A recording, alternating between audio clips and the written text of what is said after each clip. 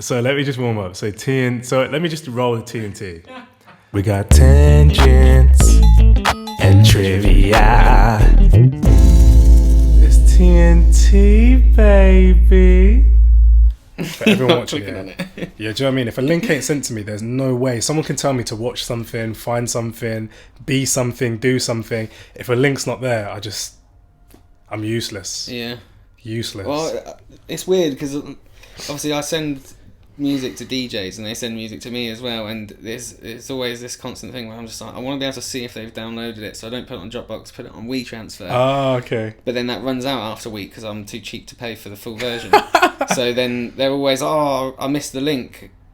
Or then some people send a message directly to a Dropbox thing in the Instagram message, like, I'll be like, you got any dubs or something? And they'll be like, here you go. And I'm like, now I've got to log into it on my on my computer, Instagram on my computer to be able to do it. So I'm like, and it will take me a week or so. It'll probably take me over a week to do that. So I can hate on people as much as I want for not clicking on my links fast enough or whatever. But then I'm the exact same thing as well. Yeah. I always I always judge everybody else and then don't realise until... It's weird. It's a weird one, isn't it? Because even when you relate that to kind of like text messaging and stuff like that, like our whole society is about doing things instantly. You know, if we look at things like Amazon, for instance, their whole USP in terms of their delivery is Prime. Like, we get it to your door the next day. Mm-hmm. And I think because we've got all those things going on around us, everything's instant. We almost expect everything that we interact with to be instant, and it's quite not damaging, but it's unrealistic because obviously you have a life. Like, there's a reason. If you were doing nothing with your day, I'm pretty sure you would have listened to that track, or whoever you sent that track to would have listened to it. But I'm so stimulated by these constant videos trying to promote music to me that I don't want to listen to, and other things that you have to scroll past 10 of those to get to something anyway. So it's just like, and now I almost have like a nervous twitch to just kind of have my phone out whenever there's silence. You know what I'm saying? It's crazy, right? And I always find myself kind of watching a Mock the Week episode on YouTube or something like that I've seen 5 times anyway. I'm like, what am I doing with the time? Like, and then I'm like, put my neck back and click it a little bit and go. Because you're like that, innit? Yeah, like I a walk little around phone like a neck. little, what is it, Hunchback of Notre Dame? Yeah, no, it's like I resonate with that point, mate. It's crazy because there was a time when I went out with my friends and I left my phone at home because the club is literally, or the bar is literally right next to my house, and my night was so different because there wasn't any empty. When there was like a silence, I just go and do something. I'd go and talk to someone. I'd go do something. I'd actually go and interact. It's those awkward moments that you make bonds, like when you sat there in an awkward moment with somebody that maybe you don't really know that well, or maybe you do, and you just get your phone out anyway. If you didn't have that phone there to do that with, that's where you end up thinking of something funny to say, and you end up really bonding with that person and talk about stuff that you probably wouldn't have ever spoken about anyway. It's really true. And you know, in line with kind of like creativity and stuff like that, I don't know if we spoke about this before, but one thing that they say is like the more we get distracted, the less creative you can be, because when you're in this space where you have that silence, creativity often is just you joining 2 thoughts together subconsciously that you've seen somewhere. And you need to have that silence to be able to do that, yeah. But you need that silence. Yes. But yeah, you need to have that silence to, you know, join those 2 unrelated ideas together. Like, creativity doesn't just happen out of nowhere. Even if it's within your dreams or something like that, you subconsciously hold on to a thought. This is what they were explaining, and you join those 2 things together, and that's what we have, a new solution to a problem. I really need to get to the point of doing that, like of not looking at my phone all the time, because as you say, that's going to be the time where I end up thinking of the most genius ideas ever. So when I'm going to invent like that really useful invention, I got loads of them in the bag. I can't give them away on here. Nah, man, don't do it.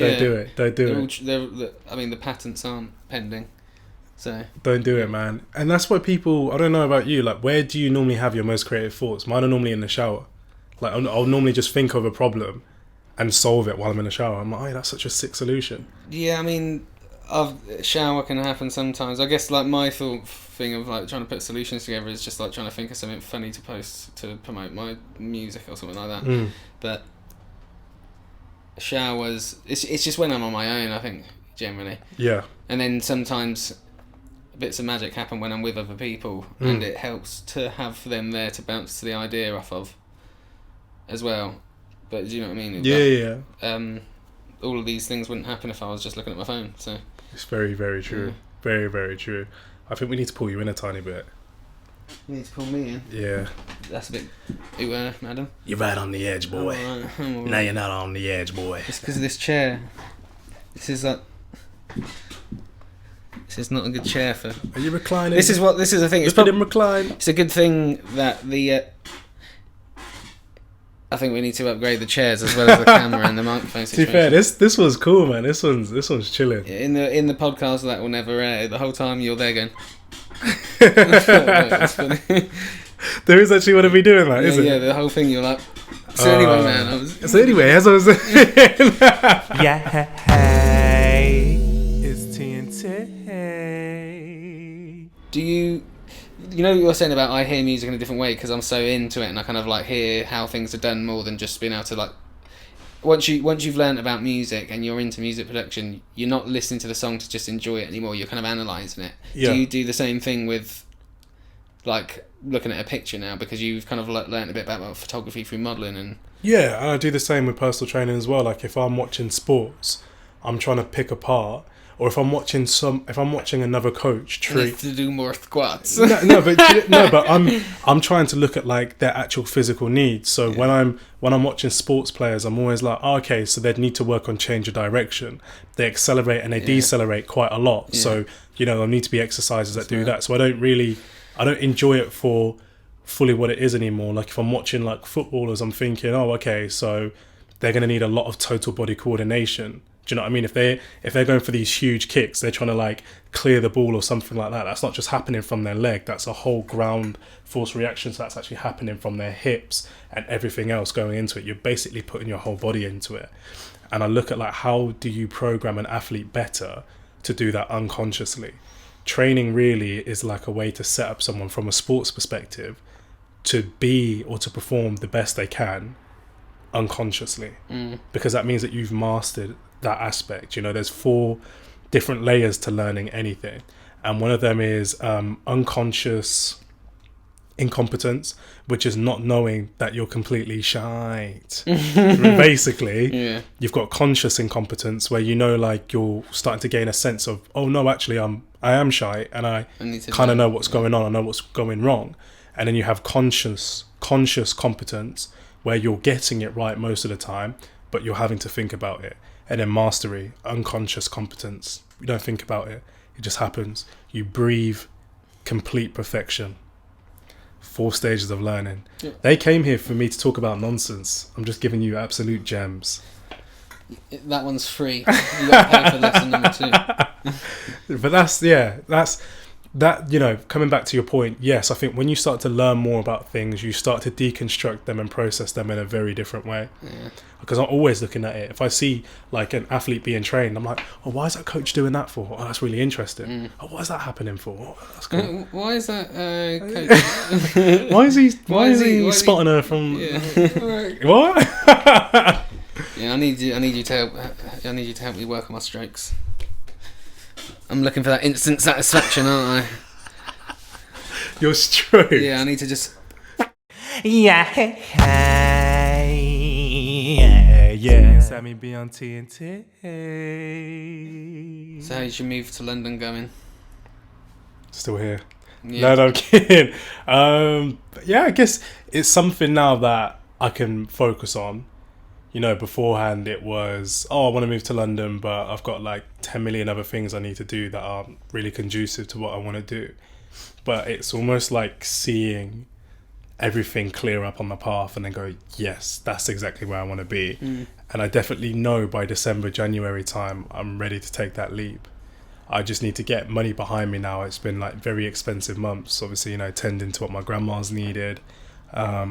Having to still travel around and do a lot of business stuff and still investing in myself. I want to make sure when I get to London you know, I'm a big fish ready to swim in a bigger sea. I don't want to be a small fish that has no idea how to deal with this new change of environment. Yeah. Do you know? So I've almost used Northampton as much as possible as a test ground. Oh, this works, this doesn't work. So now I've come to the point where my process of my whole business in terms of PTing and coaching, I know what my mission purpose is.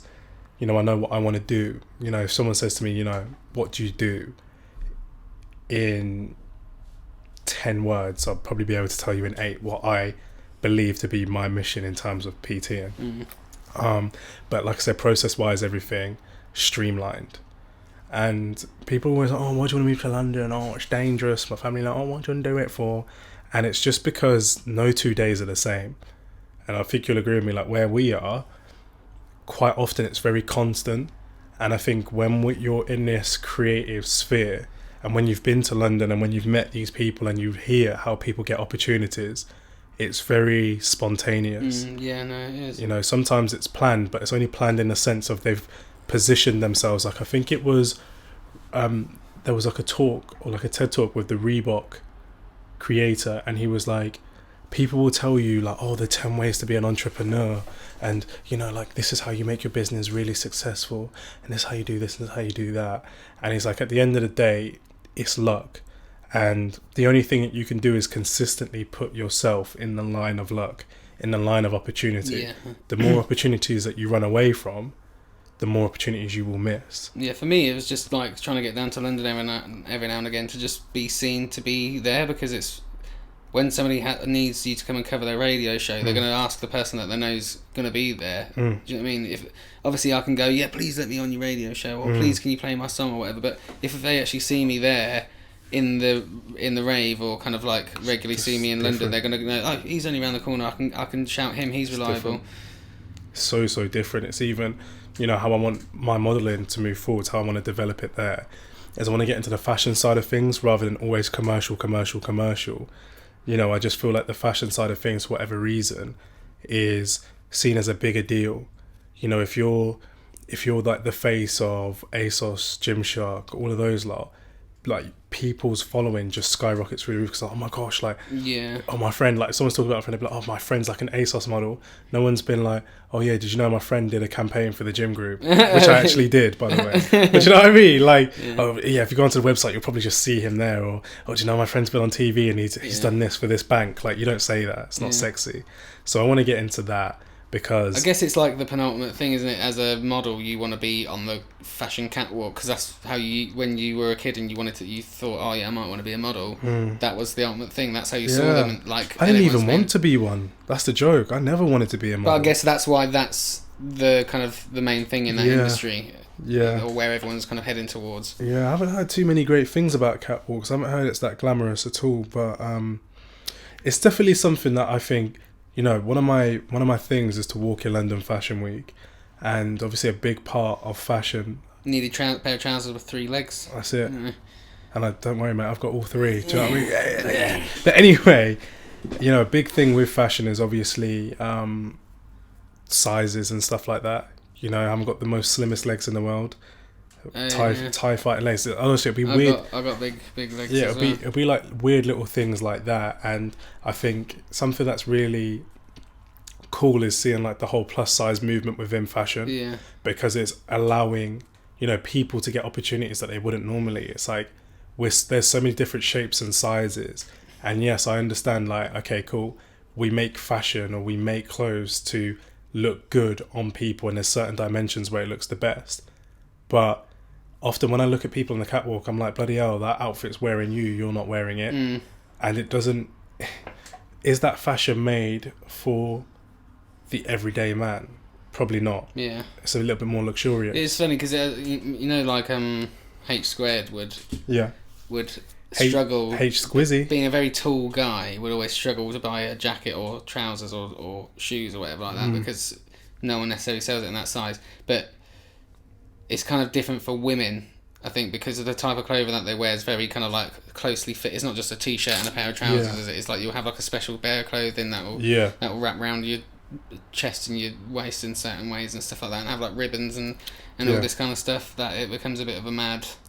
Yeah, for women, I'd hate to be a woman shopping. Though. Yeah, I like can't lie because to of you. how different their body shapes can be. Yeah, I guess it's yeah. like it can be really frustrating, even just for a bloke to not be able to see things that are going to fit in properly. For them, it must be a nightmare. So annoying. Like, you know, certain women who have small waists, but bunda, yeah, bussoir. But anyway, I'm getting carried away. So let me calm down. I'm excited.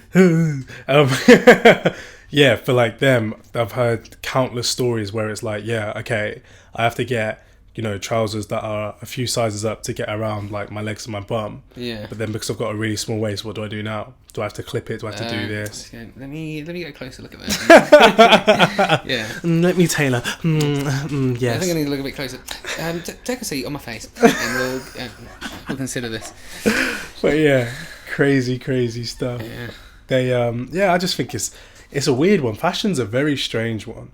But I just find it, like music, is another way in which you express yourself. You know, and fashion can be hard to get right. So I try not to follow fashion. I try to follow what I believe I look good at. And the only way that I can scale that is by looking in the mirror and being like, yeah, that's all right. But then asking people that I trust, like, does that actually, what do you reckon? Does that suit me? Does that not suit me? That's, you know, it's another form of expression that people just either deal with or they hate. You know, I get it. When some people are like, oh, I can't be bothered with it. I feel like sometimes, yeah, if it can dominate people's thoughts and people can go a bit over the top with fashion. Yeah. Like at the end of the day, it's a bit of material to cover your bits and pieces, isn't it? But I mean, expressing yourself in how you look is a mad thing. Like, people see themselves in a certain way, I suppose. So they're like, I want to wear all black clothes, or I want to get loads of tattoos, or I want to dress like really provocatively and sexy and stuff like that, to kind of express the way they feel or how they want to be seen. Maybe they're not always seen in that way by other people, if you get what I'm saying. I suppose it's weird because it's like some people might see you as being a bit scary by dressing really gothic, yeah, whereas for them it's like just kind of represents the music that they like. I guess for some people, or I know sometimes I wear a do-rag and people be thinking like I'm walking on the streets of flipping Compton. Do you know what I mean? And I'm just like, I'm just trying to get waves, bro. Yeah. Do you know what I'm saying? Like, they think I'm from the Bronx or something just because I got a flipping do-rag on. Yeah. And I'm just like, I'm just... Well, people start, when I'm walking down the street and people literally just start just praising me. Oh, seriously? And then they realise that I'm not Jesus Christ. It must be the sandals and the hair. Yeah, they realise it's... They start calling me John Lennon. They go, I thought you did. You're talking shit. Yeah, it's better than fucking... I used to get called Harry Potter. I remember being really like... Who used to call you I was Harry? enjoying myself at a rave in London once, and then these guys just came up to me, just like, Harry Potter? How old was you when this happened? What, like 4 or 5 years ago? Jeez. And I was just like... It kind of smacked me around the face, and I'm just like... You really said that. Is that why you grew your hair I've been out? getting it for 8... No, I've been getting Harry Potter for 8... I didn't grow my hair out for that. I grew my hair out because I thought lockdown's going to happen. Because I used to have really long hair up until like year 7, year 8. I can remember. Yeah. And I thought lockdown's happening. If I'm ever going to do it again, now's the time. And then bitches be loving it. So Hey, let's go. I didn't wash my hair for 2 whole years. Yeah. Lockdown as well. No joke. Does that make it grow quicker? I've heard it does. I don't know about that, but because I started doing it because my hair, when I had it short, would like bush out like a Dorito. But then if I didn't wash it, it would kind of get a bit greasier and kind of hang down a bit more normally, and people would be like, oh, your hair looks good today. Oh dear. So I just kind of stopped washing it for a bit because it's like, after a couple of months, you don't really need to wash it anymore. Like, I would always wash it quite thoroughly with water, but I just wouldn't put loads of shampoo and conditioner products and and shit on stuff on, yeah. So, and then I just ended up growing it long anyway. Then I realised the only reason I stopped washing it was because I had it short. So now it's long, I just wash it with shampoo and everything like that, and it's all good. It doesn't make my head look that big, does it? What, your hair?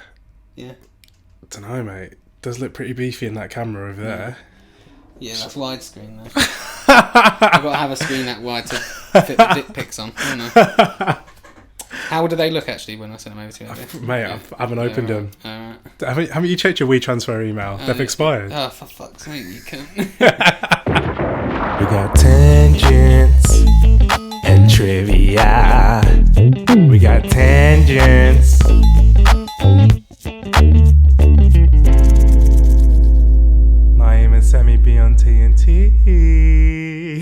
Bye.